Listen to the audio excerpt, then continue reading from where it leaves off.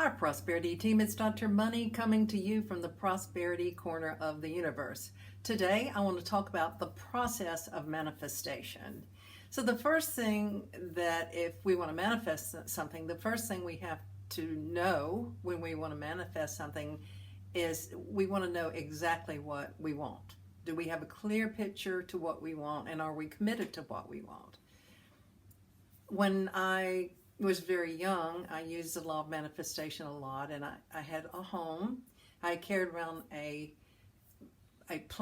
house plan of this kind of house that I wanted, and I ended up getting exactly the house. That's a long story, but it was an incomplete house, and so it could expand, and so I visualized me finishing the upstairs and finishing the floor and the bathroom, and I was able to do that. And then I wanted a greenhouse, and I did that. And then I wanted an extra room, and I built a large room on the back, and then I built a patio, and then I built a patio cover, and then I built a deck, and then I had a hot tub, then I had a pool. But what I want to say about all of that was during this whole process of maybe 2 years of manifesting and really seeing what I wanted, I noticed that the same kind of drive, like I've got to have, was behind the whole thing. And even though I enjoyed having all those things, what I was trying to fill up with that was not, it couldn't be filled up with things. There was something else that I was trying to get in the process. And so I thought, let me see beyond the physical, what do I really, really want? And so that's a good question. What do I want? And you might say, what do I want, and what will that get me? What do I really need from this? What do I want from this? Is this something that's coming from my creativity, or is it coming from my fear because I think that I'm not enough, or I want to protect myself, I wanted to get other people to need me? Whatever it is, we need to be very clear about what we want and be clear what it will get for us. Is this a clean, clear want? So this is a clean, clear want. And also, does this hurt anyone else? No, we don't want to have a vision of something that we want that will hurt someone else. And also, does it hurt the planet? I know that some things are. Of course, if we buy a car, we're going to be burning gasoline or maybe even electricity. But even if we burn electricity, there's hurt involved with that. So I'm not saying to be just fastidious about whether something will be harmed or not, but I wouldn't, for example, say I want to buy 5,000 acres of land so that I can cut it down and graze cattle. I personally do not think that would be, I think that would harm the planet. Of course, you have to use your own values, but use your values because you know what will hurt others, and don't do that. And so the second thing that people recommend that we do is that once we are clear about what we want, that we begin to picture it. And a very good time to picture what we want is right before we go to sleep at night, and sometimes right when we wake up in the morning, because our mind is very susceptible. And I know that this really works because when I was a teenager, before I would go to sleep at night, I would dream my life. I would dream myself being married. Now you gotta go. Was growing up in the 50s, and that's what women did. They got married and they had a nice house, and so that's what I would picture.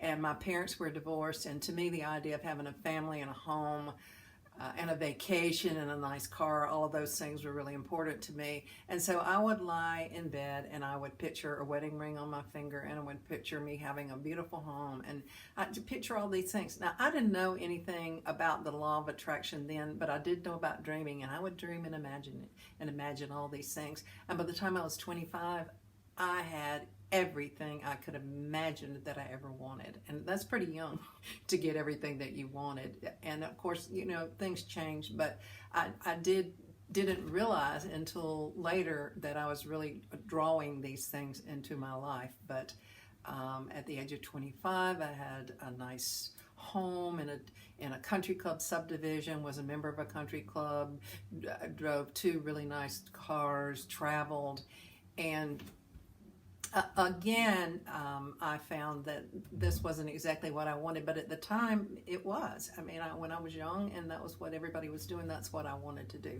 And certainly I never regret. I got divorced. I don't regret it. I have a beautiful child. But I do remember very vividly that I would dream before I went to sleep. I would dream what my life would be like. Like a kid, what were you going to do when I grow up? And that's what I would dream. And it all came true. So I know that works very, very well. And then the next aspect of that is to to live as if it's happening, or to visualize it quite vividly. For example, if I would like to receive money in the mail, then what I would want to do is that I would want to see myself literally walking out of my home, the home that I own, that I walk down the street, that I open the mailbox, that I get a letter out, that it has money in it, that I come home, that I see the very steps that it would take to deposit the cash, that I want to be very, very little and just live that in my mind. And in addition to that, for example, if I'm an author and I also am a speaker, and so if my dream is to be a very successful author and speaker, then what I want to do is to just go on and claim that I am a successful author and speaker and see what it feels like to be that. And so, whatever it is that we want to be, then we live that. Another aspect of this, I know that you've heard, and that is the commitment thing. And that is that we have to be committed to do what it takes to make this happen. Now, often when we make that commitment, the universe doesn't make us trudge through to get it. But one commitment that I made is through a long series of manifestation and visualization. I had someone call me and ask me if I could come to Vancouver to speak. And he said, I'll have an audience of 900 people and I'll give you my spot. I just read your book and I will give you my spot if you can come. He said, you'll have to pay your own way. He said, you'll be able to sell your product so you'll make a lot of money. But I don't even know if this is possible because this is like in a week and a half and it's Thanksgiving and you'll have to move. And I don't even know if you can get a ticket. I don't know if it'll work or not. And I said, I made a commitment. I said, I will be there if I have to walk. And I called a friend of mine because I didn't know how to make that happen, what I was going to do. And I called a friend of mine who had heard me speak before. And she had once told me, she said, if you ever need help, give me a call. And I called her up and I said, this is what the deal is. I need to be in Vancouver X date. What shall I do? And she said, this is not a problem. I used to work, she used to travel full time and she had like 2 million miles on a frequent flyer. She calls me back like an hour later. She said, it's booked and I'm going with you. Well, yeah, that was great because I'm very, very right-brained. And she went with me, and I had another client that was from Canada and she was at that conference. And the two of them followed me around and dressed me. They gave me their clothes to wear so I'd look really, really snazzy, but it was the commitment that I made. It was not question. It wasn't, am I going to go? It was like, no, I will be going. So that is the process of manifestation that I know that I've worked with over the years, and I want to share that with you. And I do think that one of the most important things is to be clear what we want, not being clear that I want a 1969 Thunderbird that's been totally rehabbed, to be clear that I really want that Thunderbird. Is that worthy of my energy? Is this something that I want enough to spend my time, my energy, my life force on? Is there something that would be more important or more satisfying to my heart? So that's what I mean when I say be sure that you know what you want. And also being clear is good too. I had a situation one time where I said to the universe, I'd really like to have a star come into my life, a movie star. Wouldn't that be great to be able to play with movie stars? This is the kind of stuff I used to do all the time, to just play manifestation games and what I could create in my life. And I thought, this would be so exciting. Well, what happened was that the man that I was dating started getting really enamored, met this movie star and started going over and seeing her and kind of charming her. And it was like, well, that wasn't what I had in mind.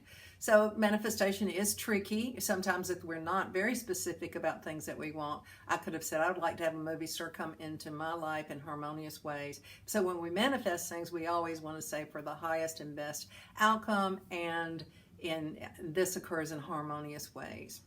This is Dr. Money. I want you to take just a few breaths with me so that we can enter the circle of well-being, breathing in and breathing out.